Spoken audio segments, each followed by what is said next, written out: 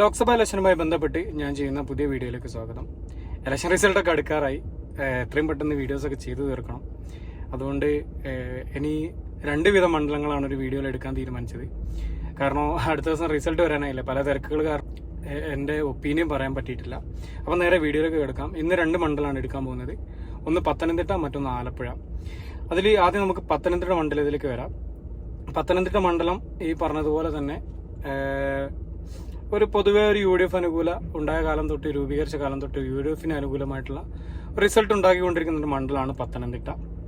അവിടുത്തെ assembly segment നോക്കിക്കഴിഞ്ഞാൽ കാഞ്ഞിരപ്പള്ളി, പൂഞ്ഞാറ്, തിരുവല്ല, റാന്നി, ആറന്മുള, കോന്നി, അടൂര്, ഇതിലെല്ലായിടത്തും നിലവിൽ LDFനാണ് MLA മാര്. പക്ഷേ MLA മാര് LDFനാണെന്ന് പറയാമെങ്കിൽ പോലും എല്ലാ തവണയും ലോക്സഭാ ഇലക്ഷനുകളിൽ പൊതുവെ UDFന് അനുകൂലമായിട്ടുള്ളൊരു ട്രെൻഡാണ് ഈ പത്തനംതിട്ട മണ്ഡലത്തിൽ ഉണ്ടാവാറുള്ളത്.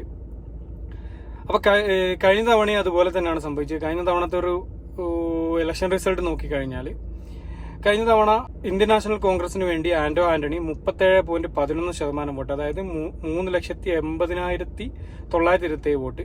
CPMന് വേണ്ടി വീണ ജോർജ് 3,36,684, 32.80% വോട്ട്. BJPക്ക് വേണ്ടി K സുരേന്ദ്രൻ 2,97,396 വോട്ട്. ഈ ശബരിമല സമരത്തിന്റെ പശ്ചാത്തലത്തിൽ കഴിഞ്ഞ തവണ BJPക്ക് നല്ലോണം വോട്ട് വർദ്ധിച്ചൊരു മണ്ഡലം കൂടിയാണ് ഈ പത്തനംതിട്ട മണ്ഡലം. പിന്നെ അത് മാത്രമല്ല, സുരേന്ദ്രനെ പോലെ ശക്തനായിട്ടുള്ള ഒരു BJP നേതാവ് മത്സരിച്ചതിന്റെ ഒരു ഫലം പത്തനംതിട്ട മണ്ഡലത്തിൽ കഴിഞ്ഞ തവണ കണ്ടിരുന്നു. കഴിഞ്ഞ തവണ 44,243 വോട്ടിന്റെ ഭൂരിപക്ഷത്തിലാണ് ആന്റോ ആന്റണി വിജയിച്ച് കയറിയത്. അതിന്റെ മുമ്പ് 2 തവണ 2009-ലും 2014-ലും ഒക്കെ ആന്റോ ആന്റണി തന്നെയായിരുന്നു അവിടെ MP. ഇനി ഇത്തവണ മത്സരിക്കുന്നത് ആരൊക്കെ നോക്കിക്കഴിഞ്ഞാൽ UDFന് വേണ്ടി വീണ്ടും ആന്റോ ആന്റണി തന്നെ മത്സരിക്കുന്നു. BJPക്ക് വേണ്ടി അനിൽ ആന്റണി, അതേപോലെ CPMന് വേണ്ടി തോമസ് ഐസക്, പിന്നെ BSP, API, PPIS അങ്ങനെ തുടങ്ങി കുറെ സ്ഥാനാർത്ഥികളുണ്ട്. അവരൊന്നും പിന്നെ നമുക്ക് അങ്ങനെ പരിഗണിക്കേണ്ട ആവശ്യമൊന്നുമില്ല. 3 മുന്നണികൾ തമ്മിലാണ് പ്രധാനമായും മത്സരം നടക്കുന്നത്. പലരും പല ചാനലുകളും പറയുന്നത് കേട്ടു BJP ഗണ്യമായ വോട്ട് പിടിക്കും, BJP ചിലപ്പം വിജയിച്ചു വരെ കയറുന്നൊക്കെ പല ചാനലുകളും അഭിപ്രായപ്പെട്ടത് കണ്ടു. അനിൽ ആന്റണി ആയതുകൊണ്ട് തന്നെ BJP ഒരു കാരണവശാലും കഴിഞ്ഞ തവണ നേടിയ വോട്ട് പോലും നേടാൻ സാധ്യത ഉണ്ടോ എന്ന് തന്നെ സംശയമാണ്. കാരണം ഒന്നാമത്തത് PC ജോർജ് അല്ലെങ്കിൽ ഷോൺ ജോർജ് മത്സരിക്കുന്നു. PC ജോർജ് വിചാരിച്ച് BJPയിലേക്ക് കാല് മാറി, പക്ഷേ അവരെ BJP പറ്റിക്കുകയാണ് ചെയ്തത്. അപ്പൊ അതിന്റെ ഒരു പരിണിത ഫലം മിക്കവാറും അനിൽ ആന്റണി അനുഭവിക്കേണ്ടി വരുമെന്നാണ് ഞാൻ വിചാരിക്കുന്നത്. തീർച്ചയായിട്ടും നമ്മളെ PC ജോർജിന്റെ പാർട്ടി ഉള്ള വോട്ടൊക്കെ മറിക്കും എന്നുള്ള ഉറപ്പാണ്. പിന്നെ ഈ മണ്ഡലത്തിന്റെ ഒരു സ്ഥിതി നോക്കിക്കഴിഞ്ഞാൽ വളരെ ശക്തമായിട്ടുള്ള ഒരു മത്സരമാണ് ഈ മണ്ഡലത്തിൽ നടന്നതുള്ളത് യാതൊരു സംശയവുമില്ല. അത് പ്രധാനമായിട്ടും തോമസ് ഐസക്കും ആന്റോ ആന്റണിയും തമ്മിലാണ് ആ മത്സരം നടന്നത്. അപ്പോ പല ചാനലുകളിലും ആന്റോ ആന്റണിക്ക് ഒരു നേരിയ മുൻതൂക്കമാണ് പറയുന്നത്.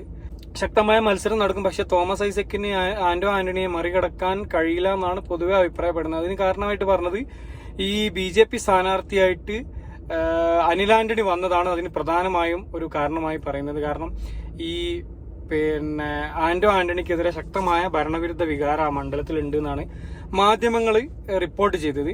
പക്ഷേ ആ ഭരണവിരുദ്ധ വികാരത്തെ അനിൽ ആന്റണിയുടെ സ്ഥാനാർത്ഥിത്വത്തോട് കൂടിയിട്ട് മറികടക്കാൻ ഈ ആന്റോ ആന്റണിക്ക് സാധിക്കും എന്നാണ് പൊതുവേ ഉള്ള ഒരു വിലയിരുത്തലും മൊത്തമുള്ള എല്ലാ ചാനലുകളും വന്ന സർവേയിലും. നേരിയ ഒരു മുൻതൂക്കം എല്ലാ ചാനലുകളിലും, പൊതുവെ എല്ലാ ചാനലും വന്ന സർവേകളിലൊക്കെ ഒരു ചെറിയ നേരിയ മുൻതൂക്കം ഈ ആന്റോ ആന്റണിക്ക് പറയുന്നുണ്ട്. അപ്പൊ നമുക്കും നേരെ ഈ ആന്റോ ആന്റണി വിജയിക്കുമെന്നുള്ളൊരു പ്രതീക്ഷ, അല്ലെങ്കിൽ ആന്റോ ആന്റണി വിജയിക്കുമെന്നുള്ളൊരു പ്രഡിക്ഷനിലേക്ക് എത്താൻ സാധിക്കും. ഇനി നമുക്ക് അടുത്ത മണ്ഡലത്തിലേക്ക് പോകാം. അടുത്ത മണ്ഡലം ആലപ്പുഴ ആണ്. ആലപ്പുഴ മണ്ഡലത്തിന്റെ പ്രത്യേകത എല്ലാവർക്കും അറിയാം. കഴിഞ്ഞ തവണ 19 മണ്ഡലവും UDF ജയിച്ച സമയത്ത് LDFന് കനലൊരുതരി ബാക്കിയാക്കി LDF വിജയിച്ച് കയറിയ ഒരേ ഒരു മണ്ഡലമാണ് ആലപ്പുഴ മണ്ഡലം. ഇനി കഴിഞ്ഞ തവണത്തെ ഒരു ഇലക്ഷൻ റിസൾട്ട് നോക്കിക്കഴിഞ്ഞാൽ CPMന് വേണ്ടി A മാരിഫ് 4,45,951 വോട്ട്, അതായത് 40.96% വോട്ട്. UDFന് വേണ്ടി കോൺഗ്രസിന് വേണ്ടി ഷാനിമോൾ ഉസ്മാൻ 4,35,496 വോട്ട്, അതായത് 40% വോട്ട്. വെറും 1% താഴെ മാത്രം വ്യത്യാസമാണ് UDF LDF സ്ഥാനാർത്ഥികൾ തമ്മിൽ കഴിഞ്ഞ ലോക്സഭാ ഇലക്ഷനിൽ ആലപ്പുഴ ഉണ്ടായിരുന്നത്. BJPക്ക് വേണ്ടി ഡോക്ടർ KS രാധാകൃഷ്ണൻ 1,87,729, SDPIക്ക് വേണ്ടി KS ഷാന് 3593 വോട്ട്. ഇങ്ങനെയൊക്കെയാണ് കഴിഞ്ഞ തവണത്തെ ഒരു വോട്ട് നില. അവിടെ വിജയിച്ചത് 10,474 വോട്ട്. അതായത് കേരളത്തിൽ കഴിഞ്ഞ തവണ ഇലക്ഷൻ നടന്ന ലോക്സഭാ ഇലക്ഷനുകളിൽ ഏറ്റവും കുറഞ്ഞ ഭൂരിപക്ഷത്തിനാണ് കഴിഞ്ഞ തവണ AM ആരിഫ് ആ മണ്ഡലത്തിൽ വിജയിച്ചു കയറിയത്. പൊതുവേ ഉള്ളൊരു വിലയിരുത്തൽ ഷാനിമോൾ ഉസ്മാനിന് പകരം വേറെ ഏതെങ്കിലും ഒരു കുറച്ചുകൂടെ ശക്തനായ ഒരു സ്ഥാനാർത്ഥി ആലപ്പുഴ മണ്ഡലത്തിൽ ഉണ്ടായിരുന്നെങ്കിൽ LDFന് ആ ഒരു മണ്ഡലം നഷ്ടപ്പെടുമെന്ന കാര്യം 100% അന്നേ പല മാധ്യമങ്ങളും പറഞ്ഞതായിരുന്നു. ഷാനിമോൾ ഉസ്മാന്റെ സ്ഥാനാർത്ഥിത്വമാണ് ഒരു പരിധി വരെ ഈ ആരിഫിന് തുണയായതെന്നാണ് പൊതുവെയുള്ള കഴിഞ്ഞ തവണ വിലയിരുത്തിയത്. ഇനി അവിടുത്തെ ഒരു അസംബ്ലി സെഗ്മെന്റുകൾ നോക്കിക്കഴിഞ്ഞാൽ അരൂർ, ചേർത്തല, ആലപ്പുഴ, അമ്പലപ്പുഴ, ഹരിപ്പാട്, കായംകുളം, കരുനാഗപ്പള്ളി. ഇതിൽ കരുനാഗപ്പള്ളി, ഹരിപ്പാട് ഇവിടെ രണ്ടിടത്തും UDFനാണ് MLA മാര്. മറ്റുള്ള 5 LDFനാണ് MLA മാര്. പക്ഷേ പൊതുവെ ഇത് പറഞ്ഞതുപോലെ തന്നെ രണ്ട് പാർട്ടിക്കും ശക്തമായ സ്വാധീനമുള്ള ഒരു മണ്ഡലമാണ് ആലപ്പുഴ.